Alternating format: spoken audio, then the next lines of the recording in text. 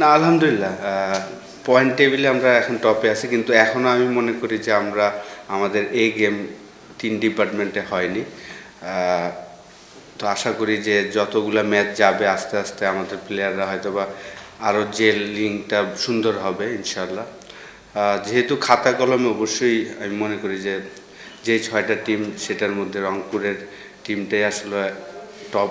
তো result point টেবিলে একে থাকাটাই স্বাভাবিক, কিন্তু পারফরমেন্স যদি চিন্তা করি যে আরও অনেক ইমপ্রুভমেন্টের জায়গা আছে আমাদের। অবশ্যই বিশেষ করে লাস্ট ম্যাচে যেভাবে আসলে আমরা উইন করেছি ঢাকার সাথে, এটা তো অসাধারণ একটা উইন। বিশেষ করে মুস্তাফিজের যেই লাস্ট 2 ওভার বল করেছে, তো ওয়ার্ল্ড চ্যাম্পিয়ন আমি মনে করি যে এই ফরম্যাটের জন্য ও যে কতটা গুরুত্বপূর্ণ বলার যে কোনো টিমের জন্য। আমরা খুবই লাকি যে মুস্তাফিজকে আমরা ডাইরেক্ট সাইনিং করতে পেরেছিলাম।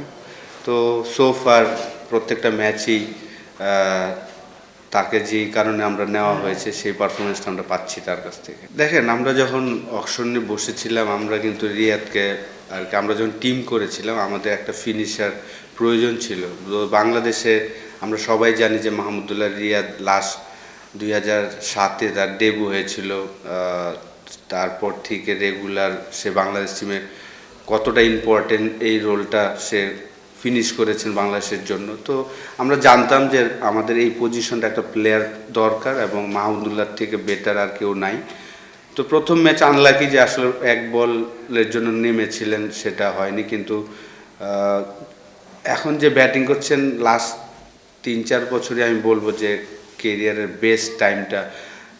যদিও হাতুরা সিংয়ের সময় আমি মনে করি যে ওই সময়টা ওর কেরিয়ারের বেস্ট সময় কাটিয়েছিলেন 2014 থেকে 2018 পর্যন্ত। ওই সময় তার অ্যাভারেজ অলমোস্ট 50 ছিল। তো এখনও আমি বলবো যে অসাধারণ সময় কাটাচ্ছেন। আমরা লাকি যে তাকেও আমরা পেয়েছি, মোস্তাফিজের মতন মাহমুদুল্লাহকে আমরা পাওয়াতে আমরা খুব ভাগ্যবান। না না, ও একদমই চিল মুডে আছে। ও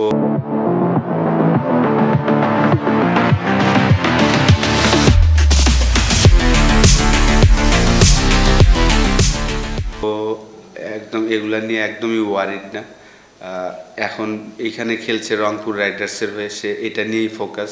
এটার পরে আবার যেই অ্যাসাইনমেন্ট আসবে সেটা নিয়ে সে ফোকাস থাকবে।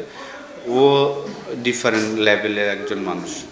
আর দেখেন, যারা আর কি লিজেন্ড আর কি, ও তো মাহমুদুল্লাহ তো আমাদের একজন লিজেন্ড ক্রিকেটার।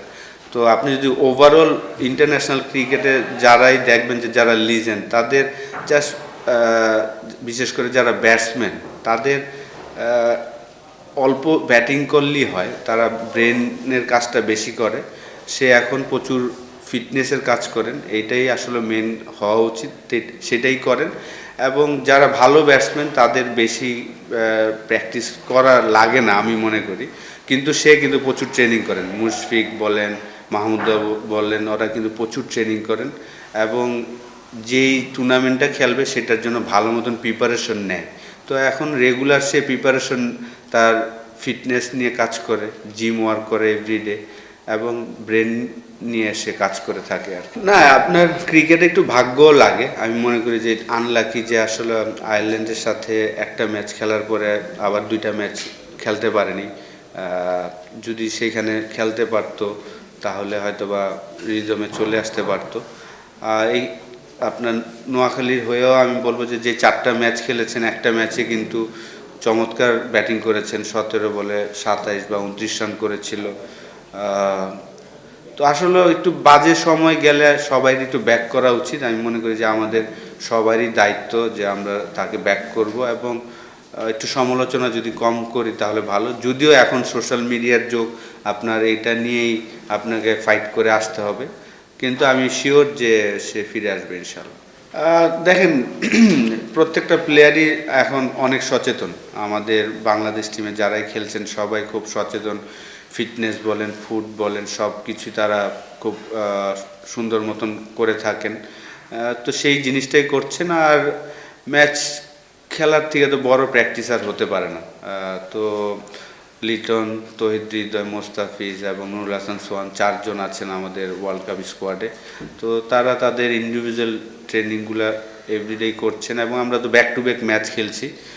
আর ইনজুরি তো আসলে কেউ বলে কয়ে আসবে না, আপনি রেস্ট নিয়ে থাকলে তো হবে না, আপনাকে খেলতে হবে, যেহেতু এই টুর্নামেন্টটা ওয়ার্ল্ড কাপের একটা প্রিপারেশন আমি মনে করি।